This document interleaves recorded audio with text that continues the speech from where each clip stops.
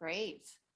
Well, first of all, welcome everybody and good evening. It is looking like a beautiful Anchorage evening out there. And this is the third session for the Understanding Municipal Government.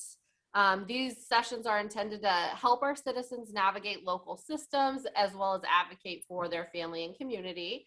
And tonight we're going to be discussing the Anchorage Assembly. So first we're going to hear from Senator Elvi Gray Jackson. She's going to share her experience serving on the Assembly, and then Genevieve Mina will provide a deeper dive on how the Assembly works and how citizens can submit testimony. So before we get started, I would like to take a moment to acknowledge that those of us who live, work, and play in Anchorage do so on the ancestral lands of the Dena'ina peoples, and we thank them for their past, present, and future stewardship of the lands that we are on.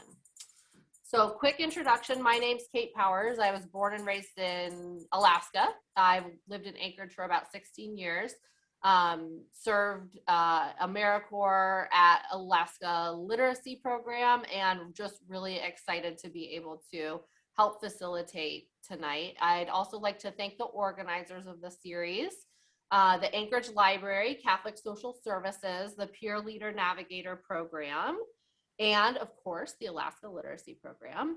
And I do want to remind everyone that this virtual series will culminate towards the end of July with the civics fair at the far north. I did not take great notes. I believe it's July 26th at, Naki, can you remind me the name? Far North Grow. Thank you. Right? Grow North Farm. I was close. Great. So we're going to get started, and I would like to introduce Elvi Gray Jackson, and she may provide more information kind of about her journey to the Anchorage Assembly, but she is someone that many of us who live and work in Anchorage know about and really know her as a champion for social justice and know her as just an advocate. I know I became very aware of her and very much admired her work when I started at Anchorage Neighborhood Health Center 10 years ago. So she started her career in public service. She reminded us not 37, but 38 years ago with the Muni at the Public Transit Department. And in 1988, she began working for the Anchorage Assembly. She's had various roles there. It's amazing to actually see the breadth and depth of public service that she has had. I love hearing about just that diversity of being a public servant in all of those areas. So she served on the Anchorage Assembly for Midtown from 2008 to 2017 and was vice chair from 2015 to 2016. So I know we all know her as a mentor for young people. She's been a speaker at UAA, and she's a recipient of many awards, including the Women of Achievement Award. So it's really, truly an honor to have you here, Senator Gray Jackson. So I'll turn the floor over to you to talk about your experience on the Assembly. Thank you. It's truly an honor to be here, and I really appreciate the work that all of you are doing. And it's something new to me, and it's absolutely wonderful. And on a side note, I was honored to not only be the vice chair for a year and a half, but from 2016 to 2017, before my term was up, I was the chair, and it was truly an honor. Something I didn't think I wanted to do, but I was encouraged to do it, and I'm truly happy that I did it. As you mentioned, I worked for the Assembly for 18 years, and I love to say this, with 42 different Assembly members. Turns out that Craig Campbell was one of them, Kevin Meyer, and the list goes on and on and on of people you probably know. But after working for them for 18 years and then, staying with the municipality in another capacity, I worked for Municipal Light and Power for a few years. And then there was Assembly seat. There was an incumbent in the seat. And folks encouraged me to run for office. And I had never run for office before. And I was like, you know what? I've been working for the Anchorage Assembly for a very long time with 42 different members, working with their constituents from all over the city. So why shouldn't I run? And so I ran my first time out. I lost to a wealthy incumbent by only 366 votes, but that encouraged me to run again. And so I ran again in 2008, and I won by, I think it was 47%. And I ran for re-election in 2011. And I have to tell this story because I think it's relevant. But in 2011, turns out that our current mayor worked really hard to try and win the election. He worked so hard that they thought that that if they did a TV ad with me serving as the Grand Marshal for the Pride Parade, that would turn people away, and I would probably lose the race. But I'm honored to say that I won by 60%. And then I ran for re-election in 2014, and I ran unopposed. But I still, even though I didn't have an opponent, I still worked as if I did, because I never, ever, when I run for office, take anything for granted. No matter what the numbers say, what the polls say, I work as if there's somebody who's running against me that could very well win. And so it was interesting when I was knocking on doors and folks would say to me, well, why are you knocking on my door? You don't have an opponent. And my response was, I know I don't have an opponent, but I'd like for you to vote for me because you knew I did a good job, not because you didn't have a choice. And so there we are. But my time serving on the Assembly was just a wonderful experience because public service is a passion for me. One of the great things about being on the Assembly is your outreach to the community is through community councils. And there are 38 community councils within Anchorage, and my district happened to have 9 of those community councils. And I attended all but one. And the reason why I didn't attend all but one was because one community council had, I think, 6 assembly members or something, and there were 2 in that one evening. But I'm known for attending my community council meetings because this is our outreach to the citizens within our community, because a lot of things happen at the community council level. The community councils have resolutions that they present to the Assembly on actions that they like to be taken throughout the community. They also have capital projects lists that they prioritize, that they send to the administration, and they send to their Assembly members so that they can have an opportunity to have their priorities put on the capital budget with the hopes of getting funding. And I won't even get into the state and the funding situation because it's really not necessary, but that is part of the process in a wonderful way for the community to reach out to their elected officials.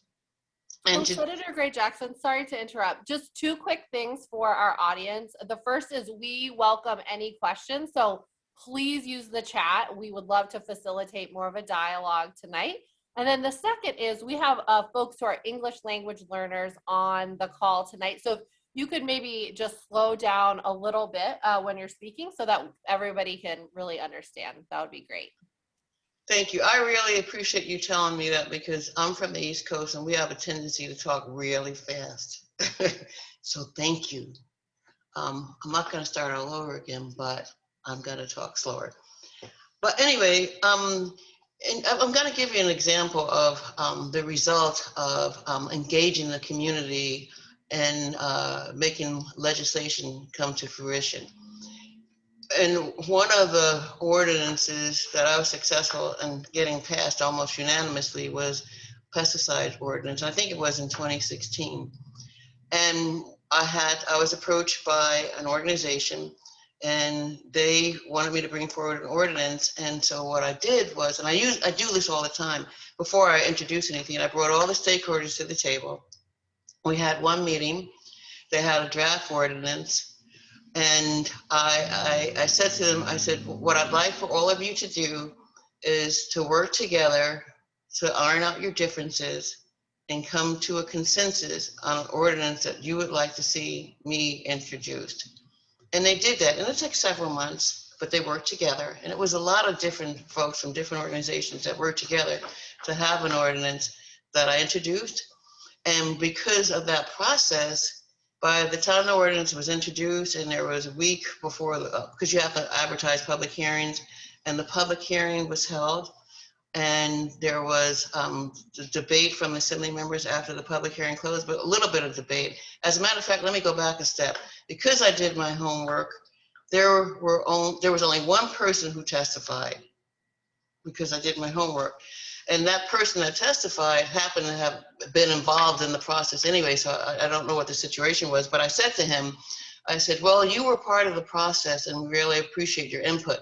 But when the vote happened, after a little bit of debate, the ordinance was approved 10 to 1. And so that's a really good example of how the process works and how with community input, we can get things done that not benefit one person or one segment of the community, but the community as a whole.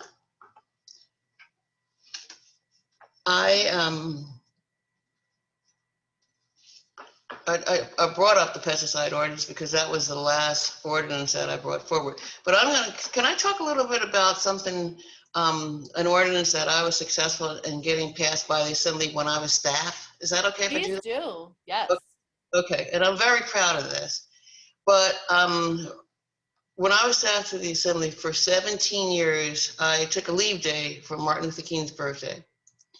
And for 5 of those years, KTU used to interview me every year, and because I took off, and they'd interview somebody else who didn't take off.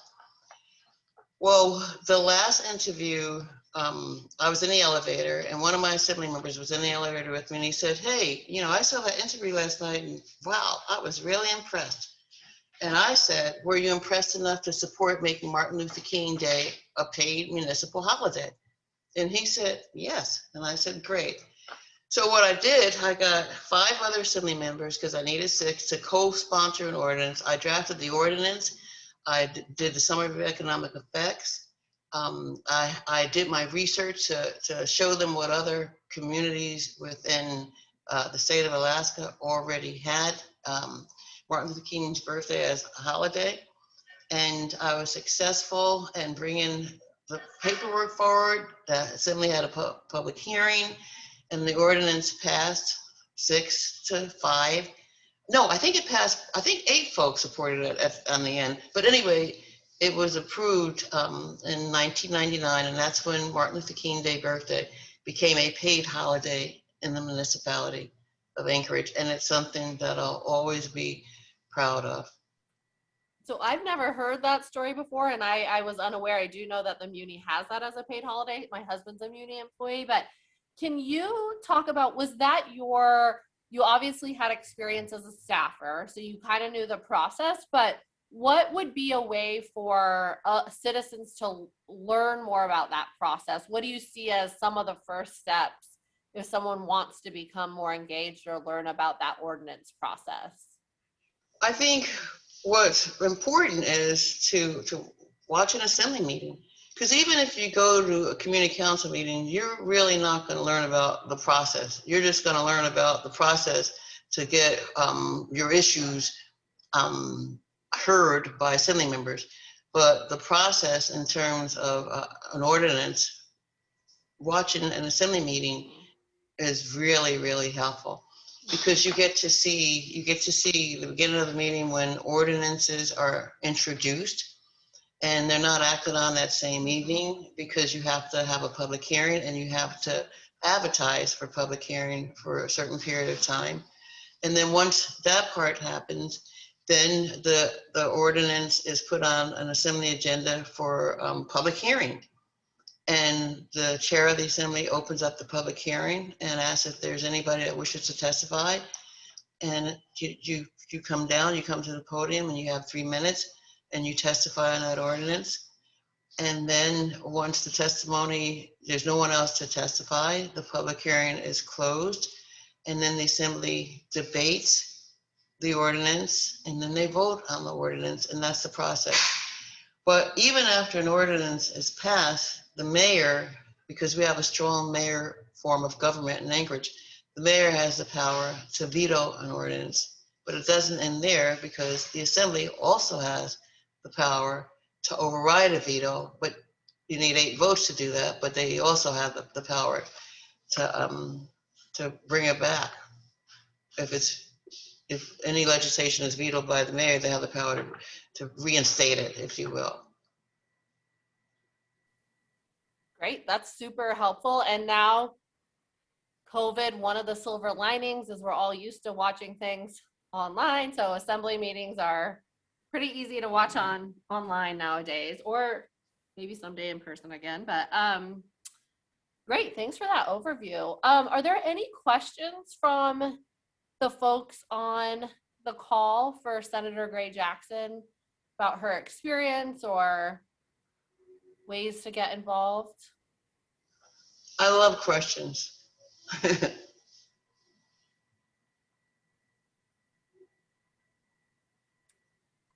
This is Genevieve. Can I ask a question? That would be great, yeah. Okay. Hi, Senator Gray Jackson. Hi. So I think something that a lot of people don't quite understand is what types of issues and local problems assembly members work on. So could you give a couple of examples on some of the issues that you've had to work on and ordinances that you've helped get passed into law that made an impact in your district? Sure. A lot of issues in our community are zoning issues, where somebody wants to build something in an area and the zoning doesn't allow for it. And the Assembly spent a lot of time when I was serving. As a matter of fact, it took about 10 years revising Title 21, which is our zoning ordinance. And it's one of the biggest ordinances within the municipal code, the biggest section of the municipal code. But there's a lot of zoning issues. Let me think, because now I'm in the Senate, it's kind of a little bit different. Not that I forgot the things that I've done, and I have a whole list of them, but not in front of me. When I first got elected to the Assembly, I had a constituent who had not a zoning issue, but an issue with a road and flooding in their crawl spaces, because it had issues, and it had issues for like 20 years. And I worked with my constituents to get funding to get the road fixed. We got funding from the state, and I was successful in getting my constituents to agree to add it to our roads and drainage area bond. And this is it's Alexander Avenue, and I involved my constituents from the beginning. I even took them to Juneau with me to lobby for state funds. And it took about 2.5 years, but we were successful at the state level. And thank you to our legislators who represented that district at that time. And thank you to my assembly members who we just needed, I think it was $2.5 million more, and we were able to put that on a road bond proposition. And notoriously, road bonds always pass. Can't remember them not pass, they always pass. And that was one example of a project, but involving my constituents from the beginning to the very end. And once the road was finished, we had a big party, a barbecue on Alexander Avenue. That's it. That's a really good example, Genevieve. That's a really good question. And I definitely think roads are the common denominator. Doesn't matter where you live or who you vote for, you care about what your road is looking like. So thanks for walking us kind of through that process. And I understand, Senator Elvi Gray Jackson, that you need to leave around 20 minutes in. So we just really want to thank you for your time, and again, providing both your personal experience and also specific examples of the work you did in the Assembly. Thank you, I appreciate that. And I want to acknowledge my two staffers, Bessie Odom and Keith, for both being here this evening with us. And I wish I could stay longer, but I do have time for one more question, though. If somebody Can we do one question from the chat here? We have one that says, what kind of things get your attention when you hear from a constituent? Do you like emails, calls? What kind of stories really move you?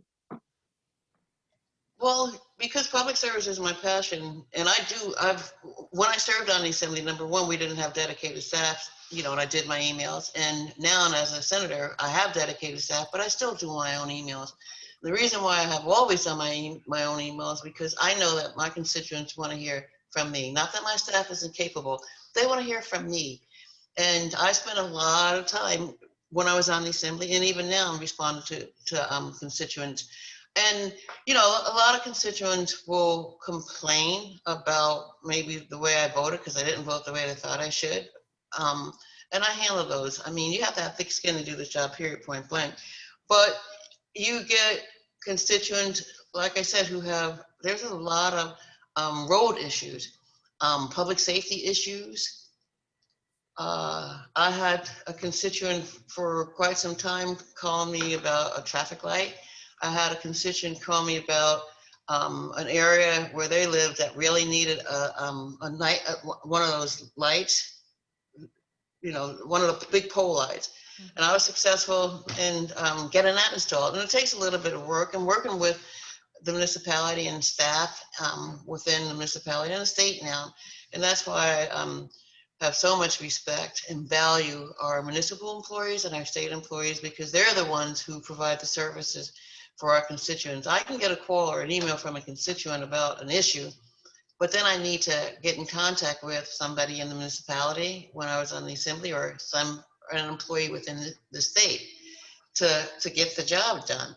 But folks, a lot of times I don't get a lot of phone calls now. And when I was on the assembly, I didn't get a lot of phone calls. I got a lot of emails, but every now and again I get a phone call, and people just want you to listen to them.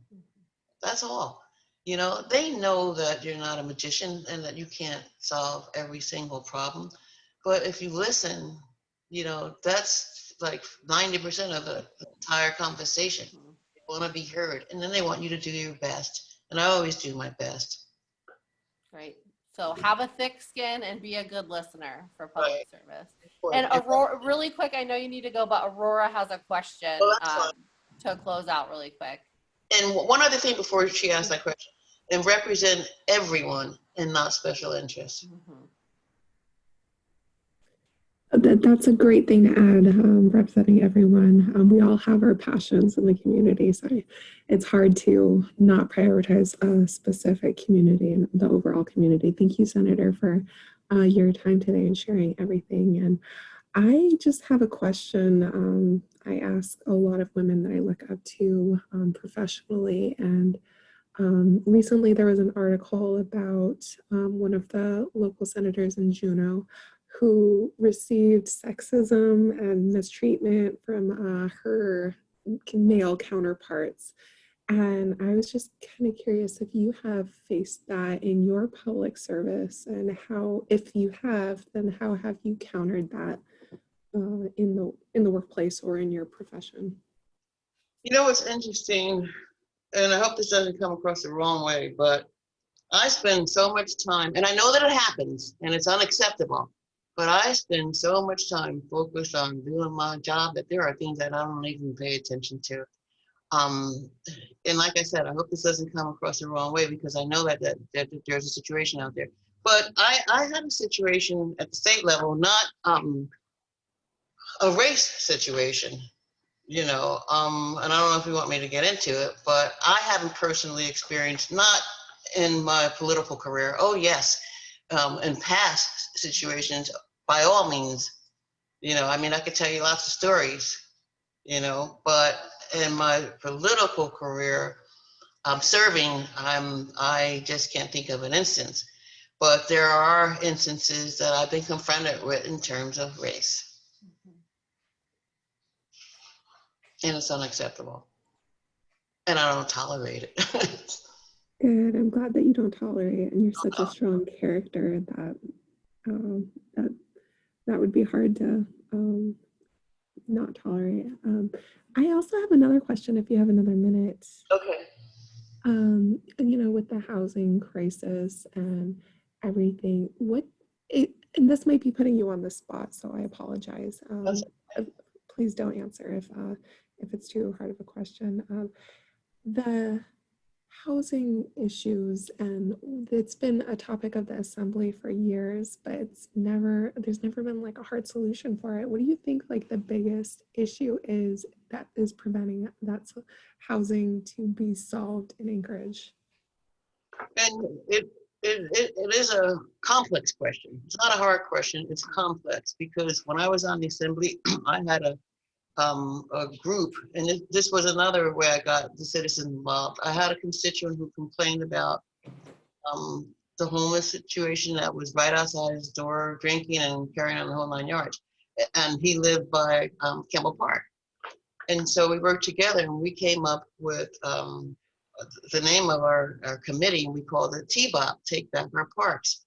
And this committee met for 9 years, as long as I was on the assembly.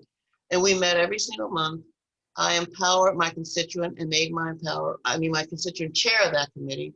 We have folks from Parks and Recreation, police, folks that lived in the community, and we come and I'd buy lunch out of my pocket, which is what I wanted to do because I wanted to get more people there, and food brings people. But anyway, they were engaged, and I was successful in getting donations to get us jackets that said T-Bop on it. We got caps that said T-Bop. And once in a while, we'd go to the park and we'd clean the park up. And to try and answer your question a little bit, we need to work together. And we can't have folks, off doing their own thing and thinking, well, this is what I think is going to work, or this is what I think is going to. We have to work together. And it's a complex conversation and a complex issue. And I continue to remain hopeful. Yes, I'm hopeful too. Thank you for answering that. And I'd just like to add, I have my 9-year-old daughter sitting next to me, and she's hearing you speak. And I hope that she's inspired to see women of color succeed and just have a lifetime of service. So thank you for the opportunity for us to listen. You're so welcome. Thank you so much for the opportunity to be here for a short period of time. And I'd love to do it again when, there's time. I really would, because I love talking to groups about our community and ways to make it better for all of us. Great. Thank you, Senator Gray Jackson. It's been Thank so you. cool to hear about your experience and passion, and thank you. You're welcome. Have a great evening, everyone. Thank you. Good night. Thank Good you. night. Good night. Bye. All right, so we are going to move on to our next presenter, who's going to provide a little more information about the process of the assembly. Speaking of women to look up to, Genevieve Mina.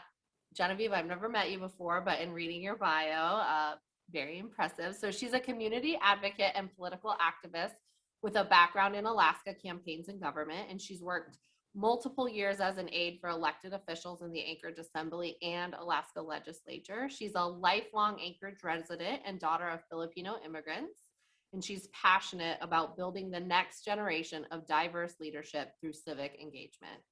She volunteers her time as the president of the Alaska Young Democrats and serves on multiple boards, including the Public Transit Advisory Board for the municipality of Anchorage. So perfect person to dive into the next topic. So welcome, Genevieve. Thank you. And I'm really grateful to be able to present today and just to be invited to help talk about the Anchorage Assembly and why I think it's really important, and help folks figure out how they can be engaged and how it impacts them. So I'm going to go ahead and share my screen. I made a little PowerPoint that is pretty basic, but has a lot of the basic information. But for the most part, I'll be very conversational. So please, if you have any questions, feel free to put so in the chat. So Anchorage Assembly 101. So Kate read off a little bit of my bio, but for a little bit of background on how I got involved with the Anchorage Assembly and just with politics in general, I've been working in, I've been around politics and government for the past couple of years, but I got involved kind of out of nowhere towards the end of my first year of college. I'd always lived in Anchorage, I've always lived in Alaska, but I never really cared about politics or civic engagement just because I felt like I didn't see myself in it for whatever way.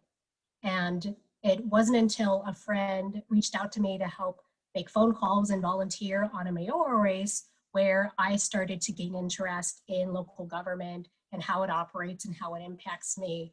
And I think something that's relevant for this group, as a daughter of immigrants, most of my family, if not the majority, are also not very political people. They work in the healthcare sector, they work in a lot of different service sectors.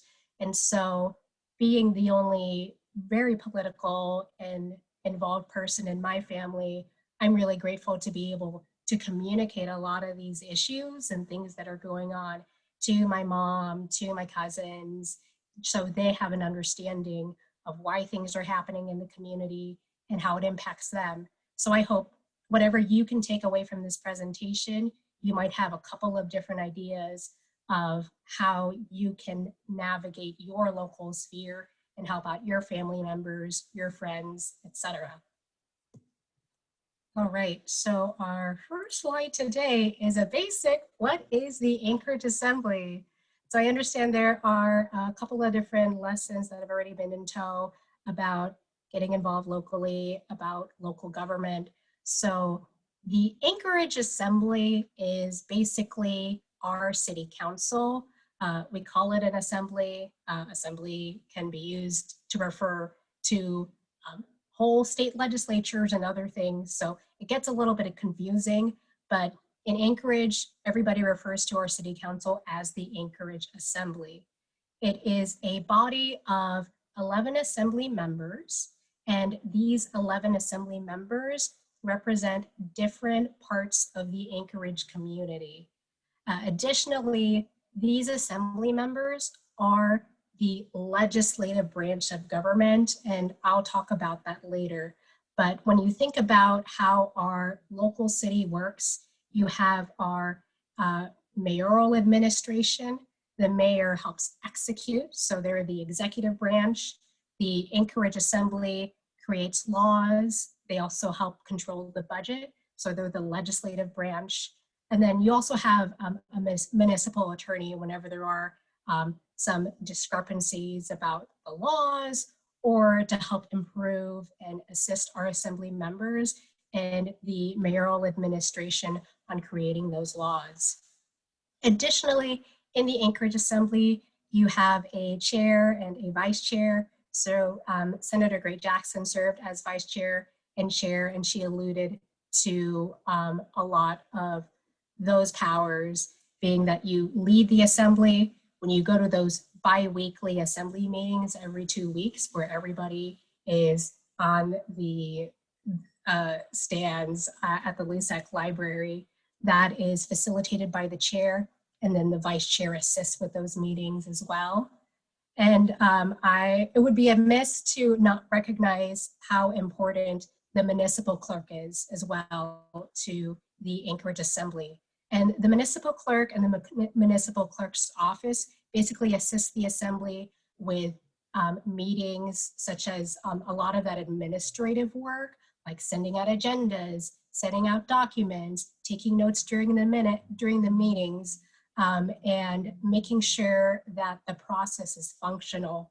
Additionally, the municipal clerk's office is in charge of elections whenever those come up. And so they work with the assembly to help certify those elections and make sure that the process is fair, free, and that everyone who is eligible to vote has had that ability to vote and has the help that they need. And then on this right side over here, a little bit about the specifics of assembly members. So our assembly members are elected by the citizens within the municipality of Anchorage specifically.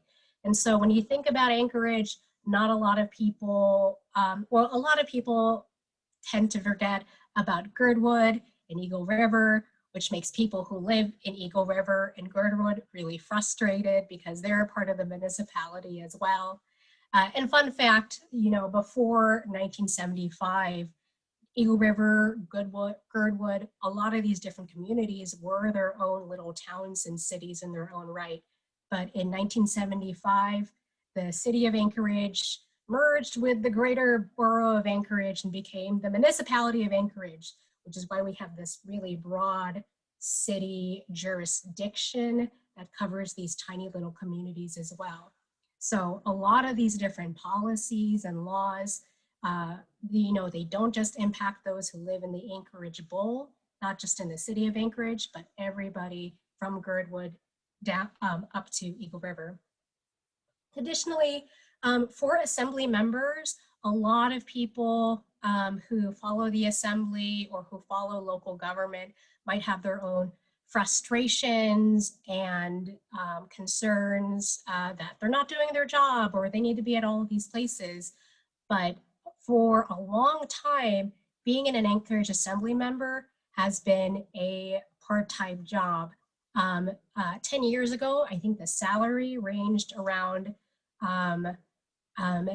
25 or 28,000 up to like 30,000. And only over the past couple of years, it's been inching upwards to like around 40K, all of that.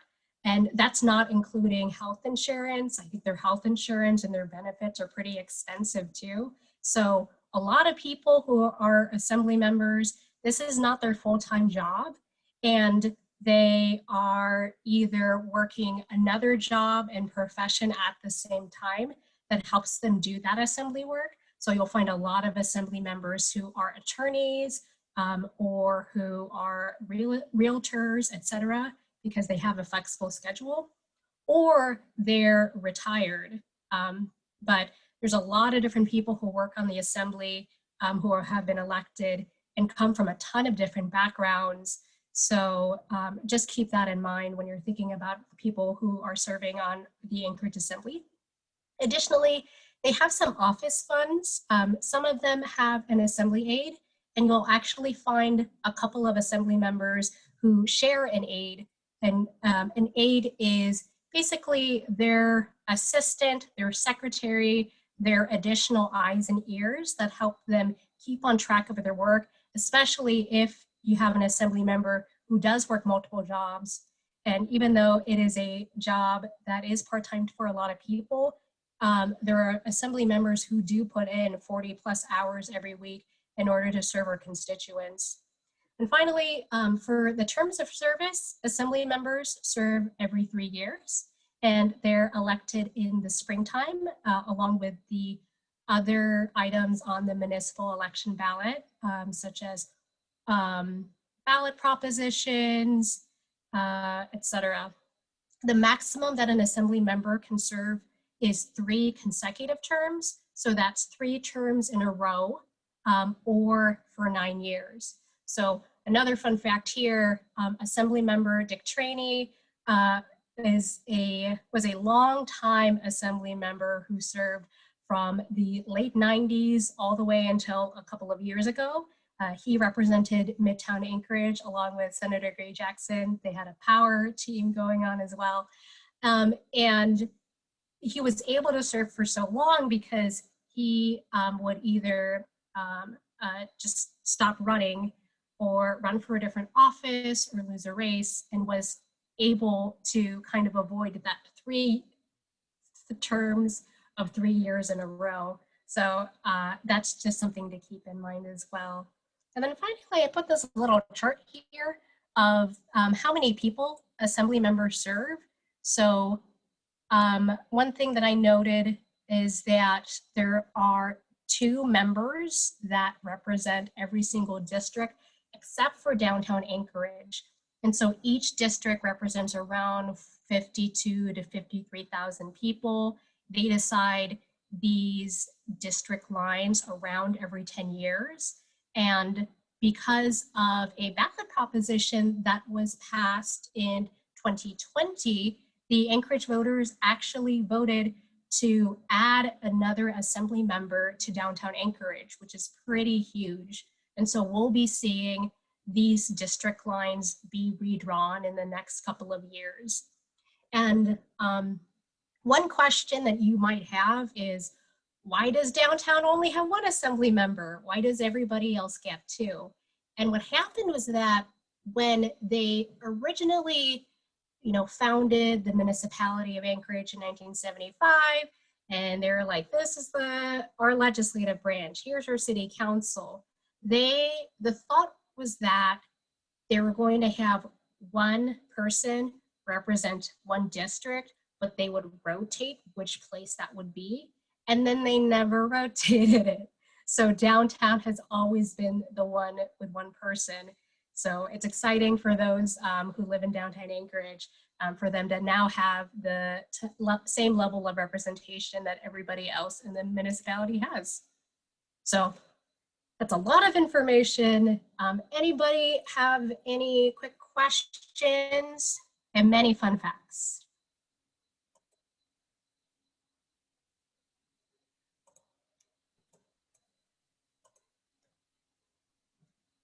I don't see any questions in the chat, but I will say I just learned so much about the Anchorage Municipality and Assembly that I didn't know, and I've lived here for a really long time, so that was awesome. And I will, if any questions pop up, I will, Lori asked, who does the redistricting? That is a great question. So I believe there's a redistricting commission, and that is different from the redistricting board that's happening on a state level. So this is where it gets very confusing. We have our own state legislature, they have their own districts, but all of those representatives and what they do are separate from local government. It's local government, and then you have state government. And so the complexity is that you have different districts for your city versus your state government. And so whereas the state level districts, they are mandated in the state constitution to redraw those lines every 10 years, depending on the results of the census. The Anchorage Assembly is a little bit more loose than that. And so we have our own local districting commission, I'm pretty sure, although I don't know who's on that commission. I don't know whether it's like a combination of assembly members and other individuals who are appointed to help assist with that process, or if it's something else. But that's just a general thought on the top of my head. I am happy to look that up because I am curious about that as well. So I'm gonna write that down. Okay. Oh, and then that's another, oh, go ahead. Oh, I was just gonna read the question, but. Oh, okay, no worries. Do assembly members run attached to a political party? That is another great question. A lot of folks who if you follow a lot of the local news lately over the past year or so, they're like, oh, this is specifically Republican here, or like a Democratic agenda, etc. But everybody in our local government in Anchorage, if you run for office, it's a nonpartisan race. So your political party, whether you are a Green Party, Libertarian, Republican, Democratic, all of that is not attached to your race. You're running as a nonpartisan to serve the people, and everybody has their specific leanings. But one of the things that I do love about local government, and it's my favorite form of government, a lot of these issues aren't very partisan at all. And things like roads or crime and feeling unsafe, and maybe there's like theft going on in the neighborhood. Those are issues that aren't partisan, and they do impact all of us. So you'll see that there is a lot more compromise and a willingness to work together to get things passed versus a lot of dysfunction or drama or things that are going on state government, national politics, all of that. Okay.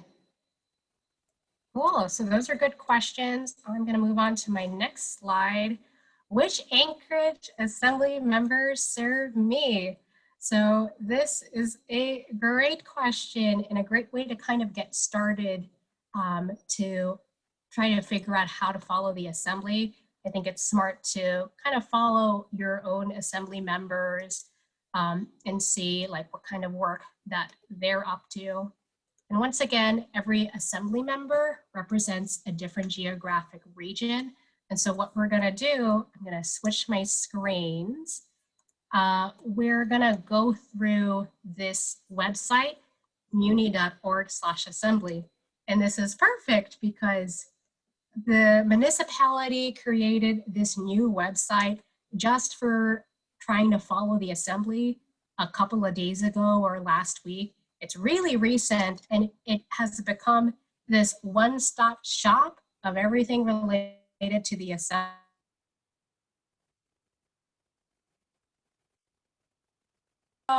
Sorry about that, my internet cut out, but I'm curious who works for the transportation department, so drop that in the chat as a member of the Public Transit Advisory Board. Okay, so sorry about that, everyone, but it was a good, perfect transition cutting point to restarting my screen share for the website that I'm talking about. So if you type in, and hopefully everybody sees that, if you type in muni.org/assembly, this is one of the things I think about a lot. I don't know how Anchorage got the website name muni.org, but it's so convenient. So muni.org/assembly, it changes the URL and they have this new place where you can have everything that you want about the assembly. I would suggest that you just toy around with the website since they make the pictures and they make the words really big, which is great. And there's a lot of information, but it's a lot of information and it's kind of overwhelming.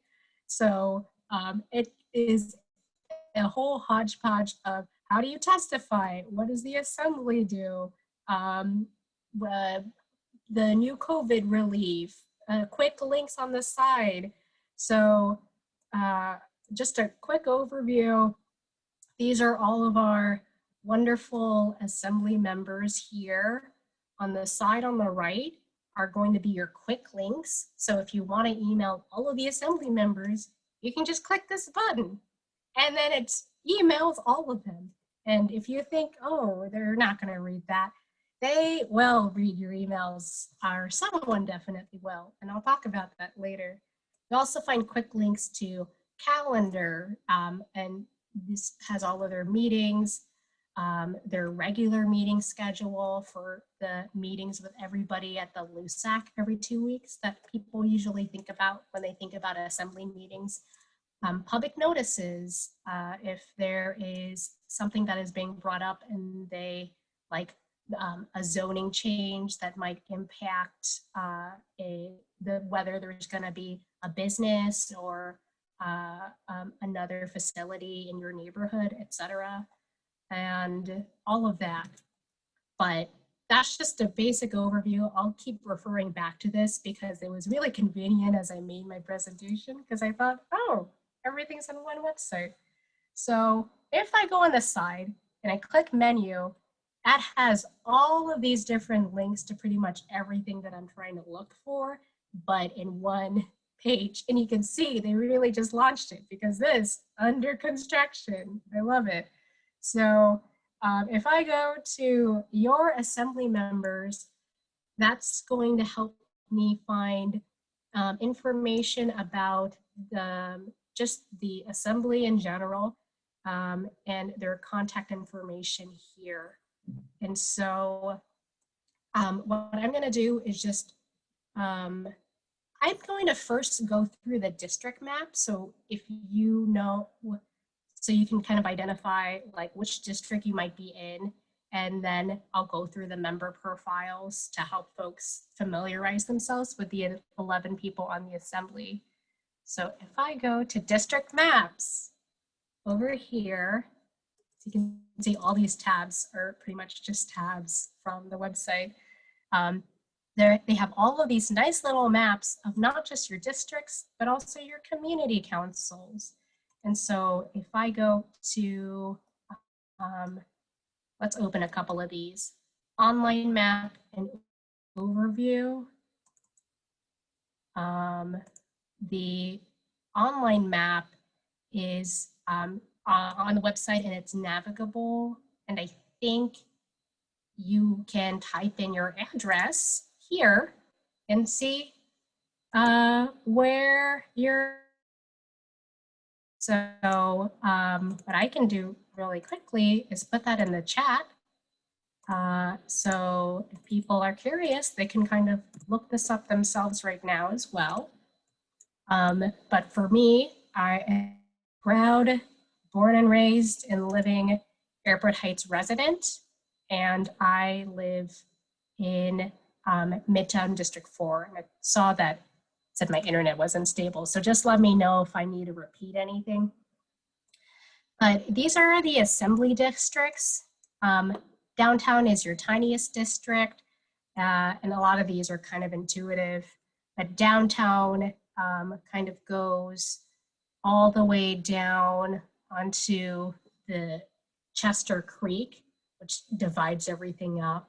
The assembly districts get a little bit confusing, but downtown encompasses not just downtown Anchorage, but also Mountain View and also Fairview as well as a little bit of West Anchorage once you get to like just above Turnagain. So I think that is considered South Addition. So that's the downtown District 1. And you really don't have to worry about memorizing the numbers. It only comes up really during elections and just to help separate everybody officially. But usually people refer to the districts by their region. East Anchorage here goes down from Bregaw. It doesn't include the university area, but it does keep going down until Tudor. And so if you live around Muldoon area, you're represented by East Side. West Anchorage the line is around Arctic and then also kind of around C Street. And that actually goes pretty down from Turnagain all the way to Sand Lake neighborhood. So pretty different regions, but that's all considered West Anchorage. Another fun fact, I guess for me, but when I worked as an assembly aide, I worked for 4 different assembly aides and they all represented West Anchorage. So I'm a little bit familiar with this area and there's a lot of different communities that are represented. And then over here in South Anchorage, you have this dividing line on Abbott, and it just goes all the way down to Girdwood. So huge area. And obviously over here you have the Eagle River area as well. And then I referred to my district last, Midtown. It's kind of this weird miscellaneous of all of the other districts, but we're right in the middle. We go from the Airport Heights neighborhood all the way down to Taku Campbell Lake, all the way down to Abbott. So huge district as well.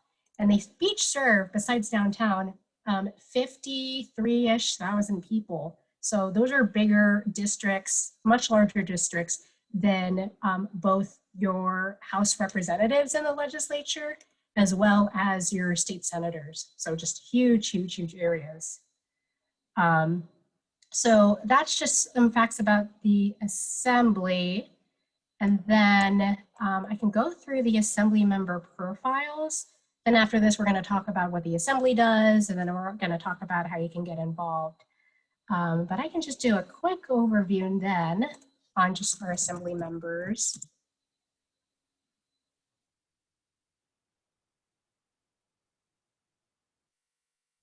So if I go to your assembly members here.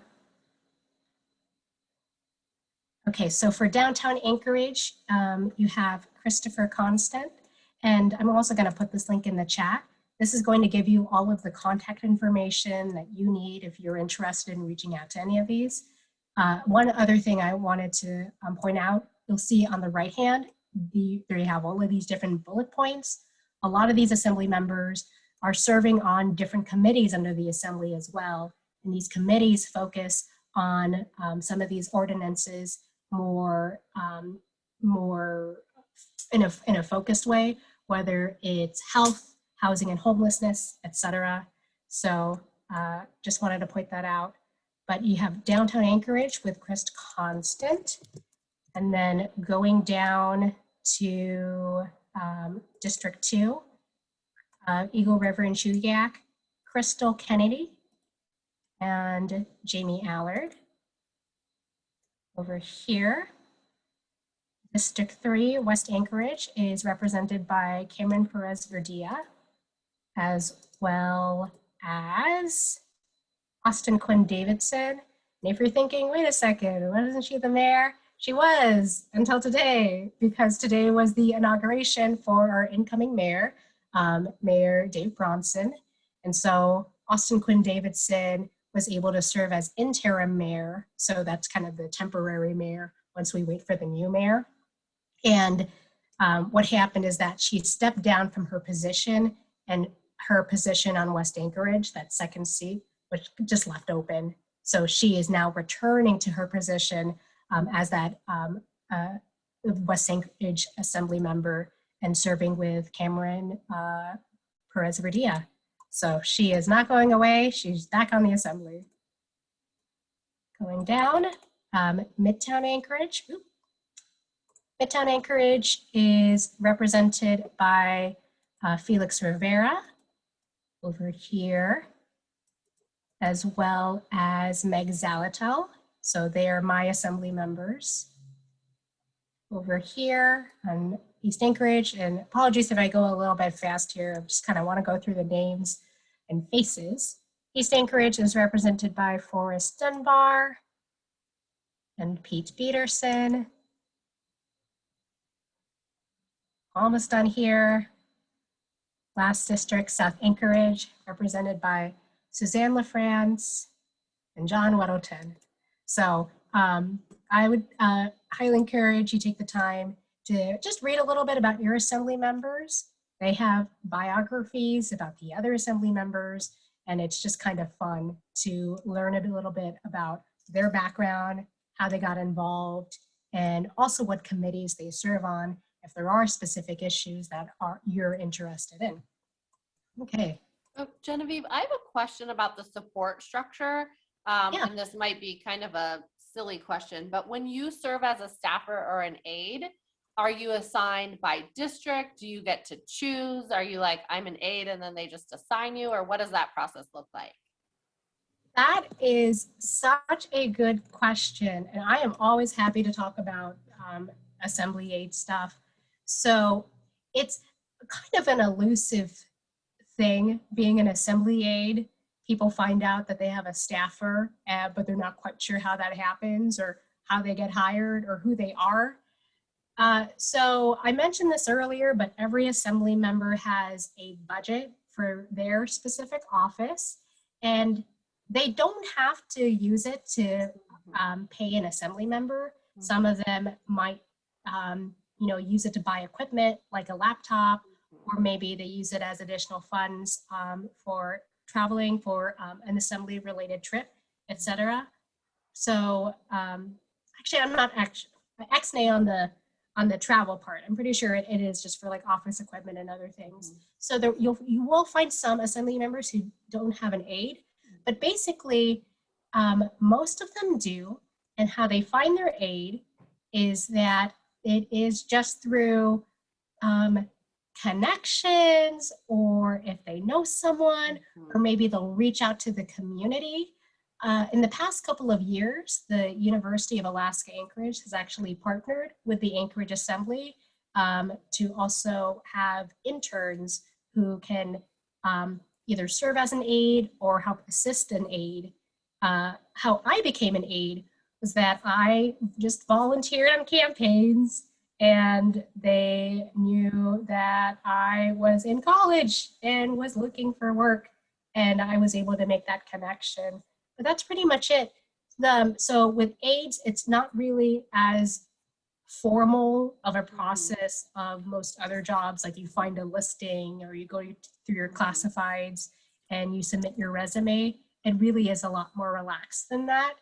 And then there are some Assembly aides where if they're really good at their job, they will serve multiple Assembly members. And real quick, just on like what is an aide and what do they do? It depends on the Assembly member, It's just a general person to help them do their work. So for some assembly members, they have their aide attend community council meetings that they might not be able to attend just because they're working, they have family matters, etc. And it's hard to attend every single meeting. There's some assembly aides whose job is literally just helping them with their emails and helping them with online technology. And that is a huge help, especially for a lot of assembly members who are retired or who work another job once again and just can't go through everything by themselves. And then some of them use their assembly aide as kind of a bouncing ideas off of kind of person. And so maybe if they're engaged in the community in a different way, they'll work with them on that.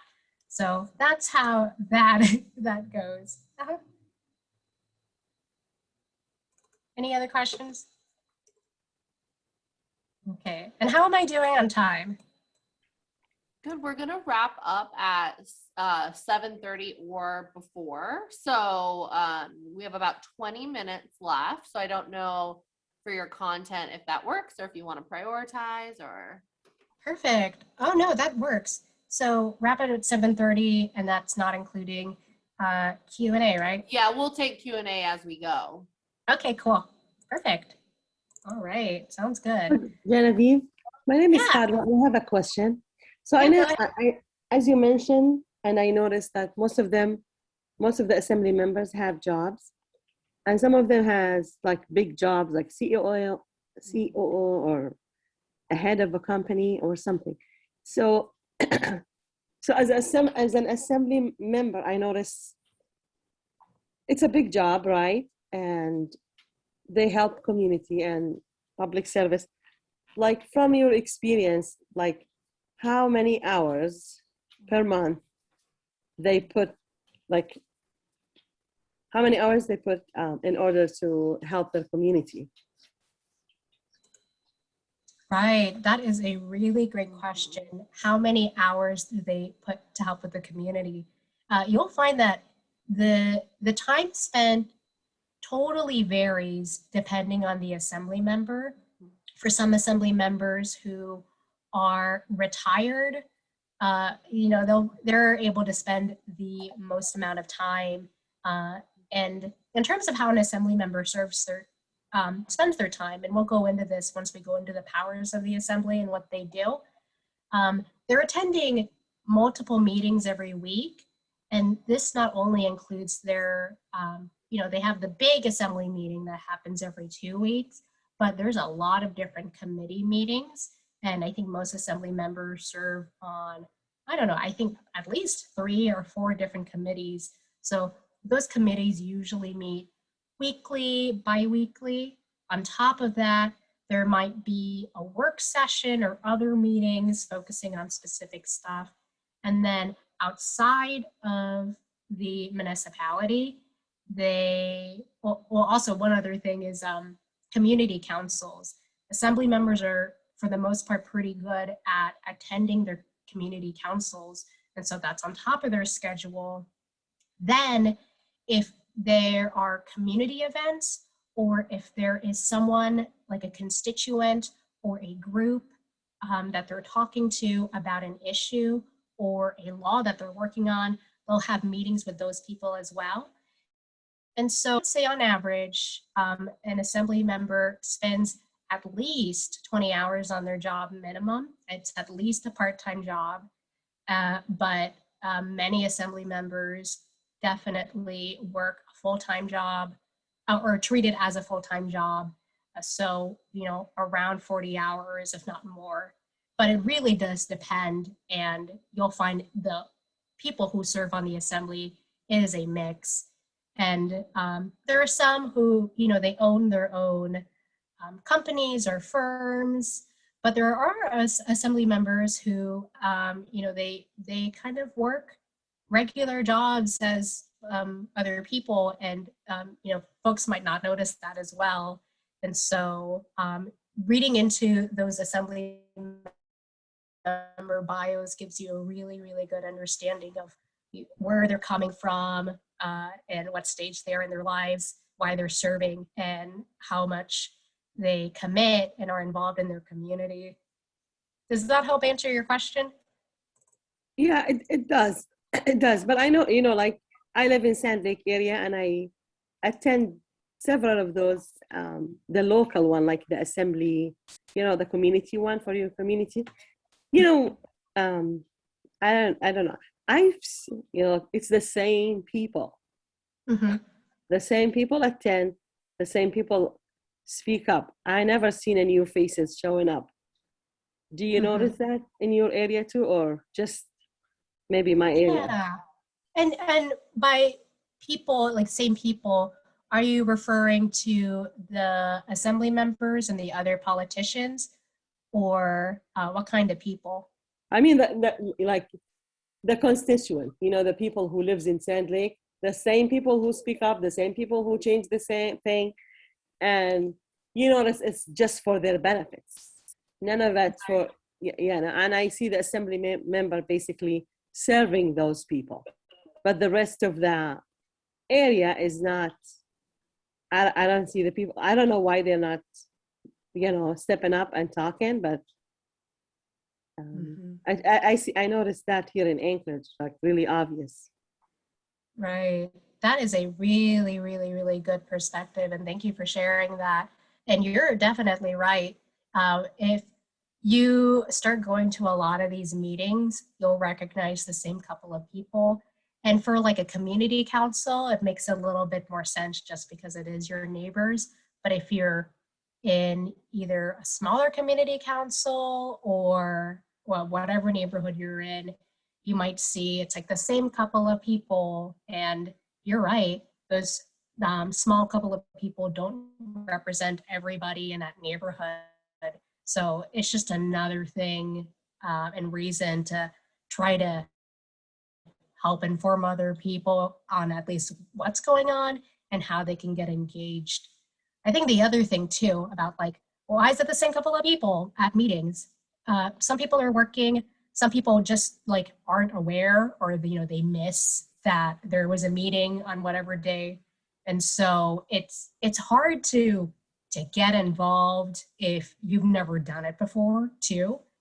And I think if you've never gone to a community council meeting and you're then it's very alienating. They have their own Robert's rules, they have their specific local very, very, very local issues that they're focusing on, like zoning, liquor licenses, etc.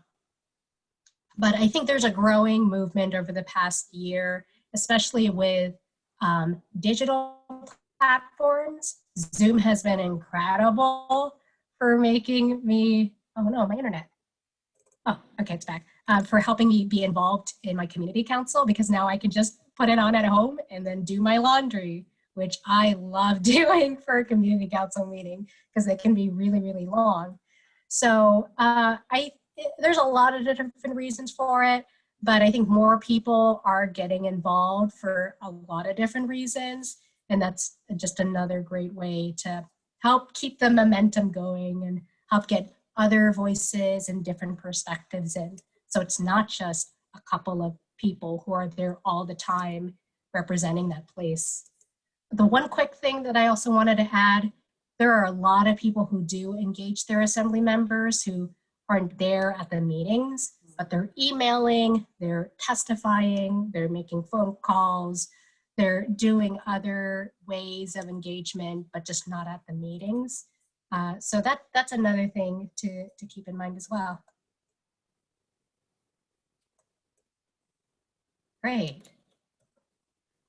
Well, I am going to move on to the role of the assembly, and I'm going to try to be a little bit quicker on this portion. So I'm going to share my screen again. What does the assembly do now that we know them, and now that we know a couple of basics? And oh, we're going to talk about community councils next week. That's awesome.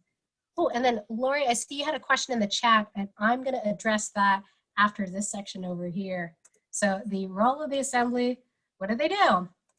I said earlier, they're our legislative branch of government, but not only do they represent and serve Anchorage And as Senator Gray Jackson said, she didn't just serve one area, and currently she doesn't just serve one area, she serves everybody.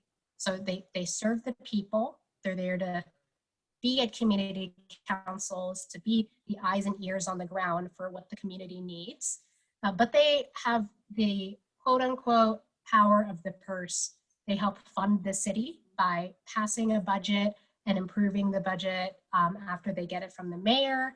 They create, draft, and pass local laws. And those local laws are more intimate and more immediate. And a lot of people think they're, most of it is really boring, but those boring little details really do make an impact for a lot of people. So things like potholes or noise levels. So if there's a lot of noise going on in your neighborhood and it's just really a huge disruption to your life, that's a law. Maybe there's a dog in your neighborhood who keeps biting and napping at other dogs and you're scared about that. That's a law that can be changed. So all of those tiny little issues are usually under the power of the Assembly. The Assembly also works with the mayoral administration, and I'm going to go a little bit into kind of how those different powers interact with each other. And then the other final thing is that they help certify the election results so that they're done, and they do that with the municipal clerk. So Assembly members and constituents, I think we had a pretty good discussion. Members at community councils, they're elected by their constituents, so that really is their job, is to serve their district first and foremost, as well as everybody in the municipality of Anchorage. But they are, and one real quick for folks, constituents is people that they are serving in their actual district. So Midtown Anchorage, everybody in Midtown are the constituents of Assembly Member Felix Rivera and Assembly Member McZalatel. But in terms of constituent work and how they keep that engagement and keep those conversations going, there are a lot of emails that they receive every day. There are phone calls that are left on their office phones. And when there are ordinances or proposed laws that might get a lot of attention, like the COVID federal funds from last year, and the purchase and the discussion of turning the Sullivan Arena into a temporary shelter. Those required special meetings. Those required a lot of constituent work to figure out what to do with those funds. And that was all dependent on listening to feedback, listening to community members. And that, I know that helped a lot of people get involved last year and continuing to do so now. So that's their constituent work. This slide is kind of boring, but I think it is important, so I'm just going to go through it quickly. The municipal budget process is really important, and it funds everything that happens in local government, like our sewers and the people who plow some of the roads. Some of them are state roads, some of them are local roads. They fund the utilities, maintaining, and then just maintaining a lot of these basic needs that everybody in Anchorage enjoys and requires to help function in their daily lives. So the basics of this, the mayor makes the budget. He does that, she does that, they do that somewhere in the summertime. They do that by working with the departments, and they go to your transportation department and your parks and recreation department, and they're like, how much money do you need and what do you need it for? The mayor makes that budget in the summertime. They give it to the assembly around the fall time. And after the mayor proposes, the assembly now has the power to look through that budget and they appropriate those funds. They make amendments, they hold public hearings, and that's the time where if, like a great example, because I'm on the transit department, if you want another bus route in your area and you don't have it anymore, that's a funding issue. And that is the time for you to testify, to go to assembly meetings, so you can voice that this money isn't there, we need it, etc. Afterwards, around December, they approve that assembly budget. And then first quarter budget revision, we don't need to go to that, but then they just kind of tweak it a little bit, and that's going on right now. So that's the budget process. It's boring, but it's really, really helpful to know, and a lot of people don't understand how it all works. I didn't really quite understand it, even though I worked as an aide for many years. And this determines your property tax and how much you pay. So like it really does impact people in a lot of big ways. Moving on, create and pass local laws. They do this through, legislation, AKA, your laws.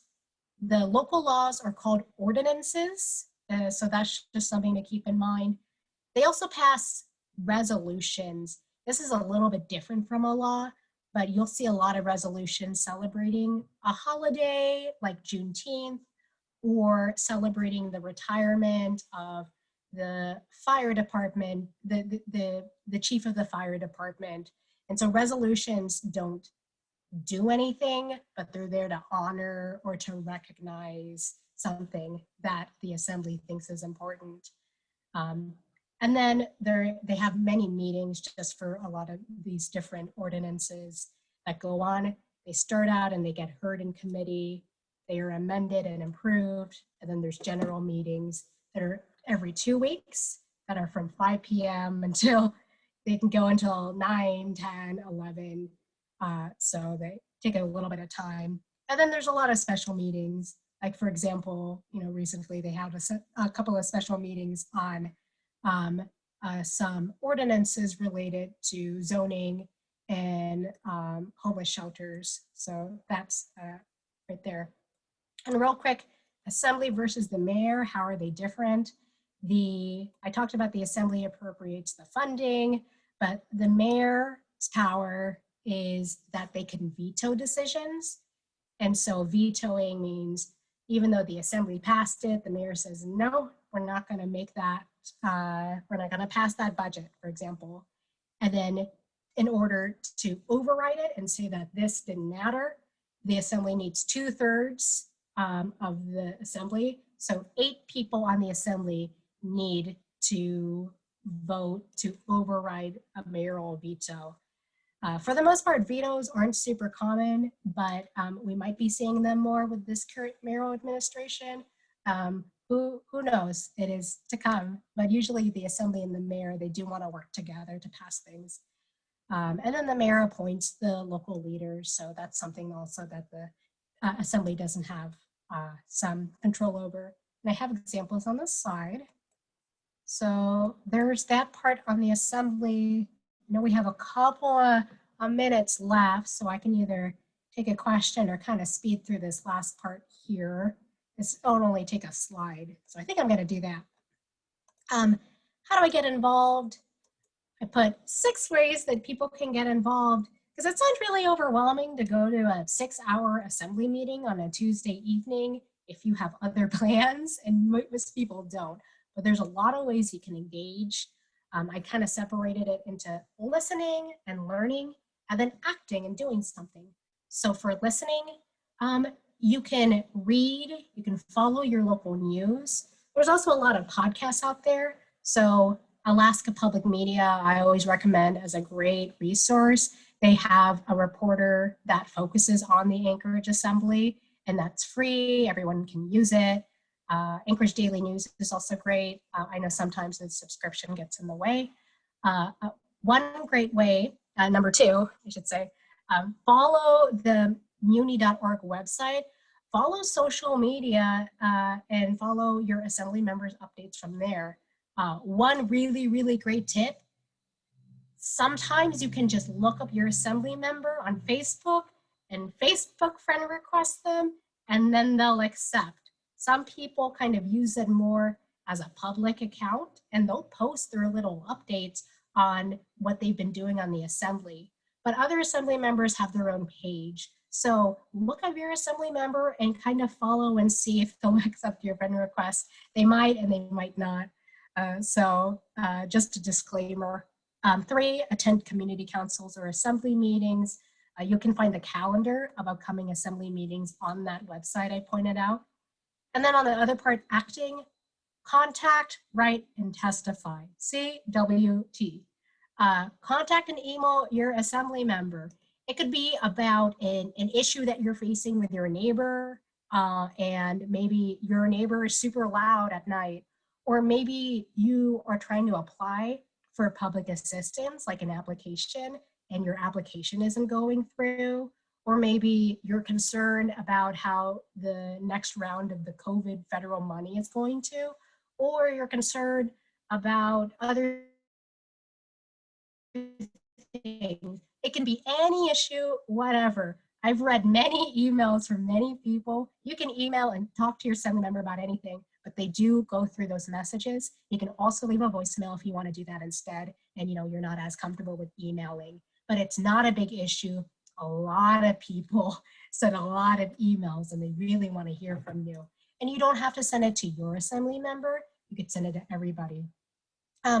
Writing posts and stuff are also great too. I'm sure there's sessions coming up about writing and getting involved, but even writing a Facebook post about how you feel about something is a great way for others to know about how to get involved. And then you can testify. And testifying sounds really scary, but you can do it over the phone for an assembly meeting. You can do it at the beginning of the assembly meeting or at the end of the assembly meetings. They now have 2 different times to do it. So if one of those times doesn't work for you, you can come at the beginning, and they save time just for folks where it doesn't work for. And that's pretty much it. I have just other tips and little resources about how you can get involved and stay informed.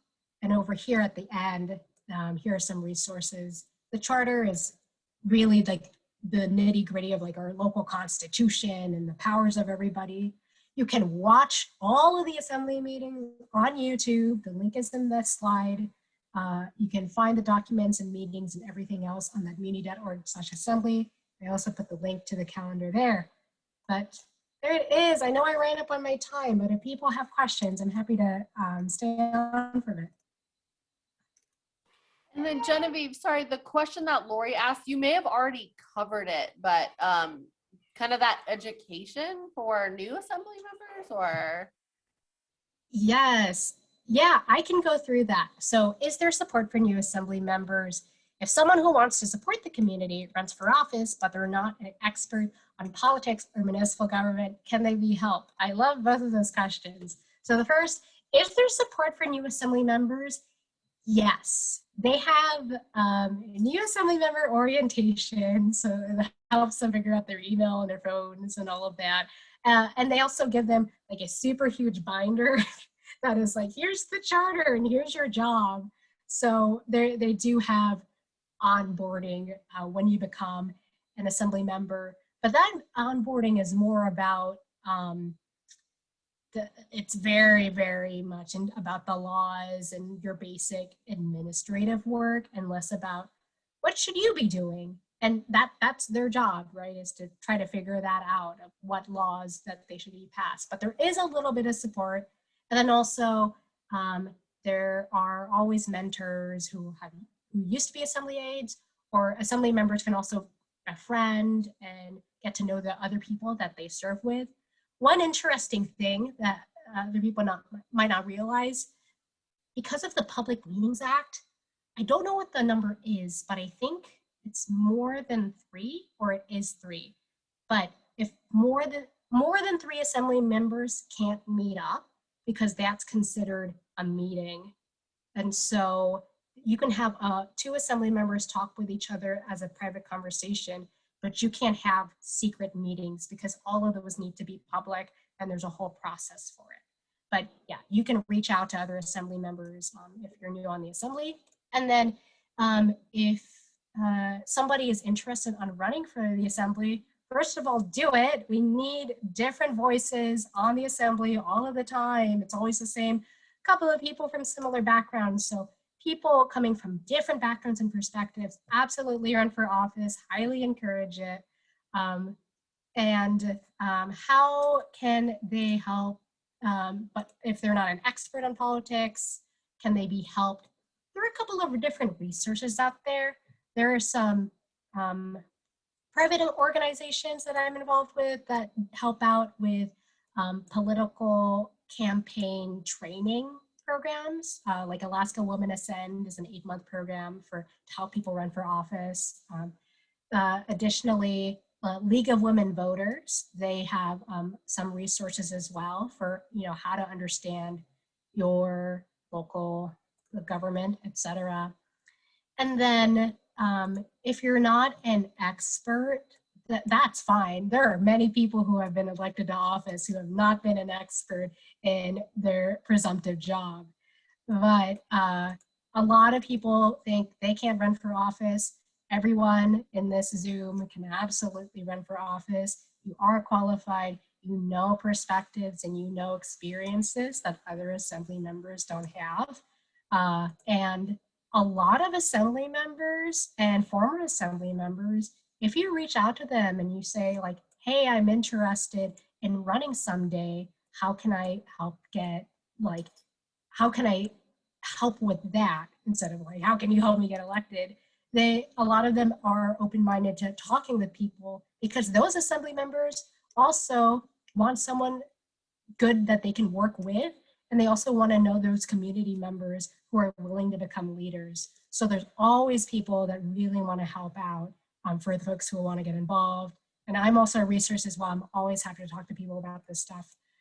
One question from Fadwa: what are the requirements to run for an office? That's a good question. I think for the Anchorage Assembly and just for local government for Anchorage, you have to be at least 18. So I think over 10 years ago, we had like an 18-year-old or a 19-year-old running for mayor, but you have to be at least 18. Don't quote me on this. I would need to look it up, but I'm pretty sure you do have to be a citizen, but I'm not quite sure. So that's something where you would look in the charter. And the charter is a resource that I put in my slide, and I can share my slide with everyone after this. But the charter outlines qualifications, powers, everything under the assembly, and I can kind of highlight where that is. But besides that, I think you also have to live in your district for at least a year. So be 18, maybe be a citizen, not sure, need to look that up. Live in your area for a year.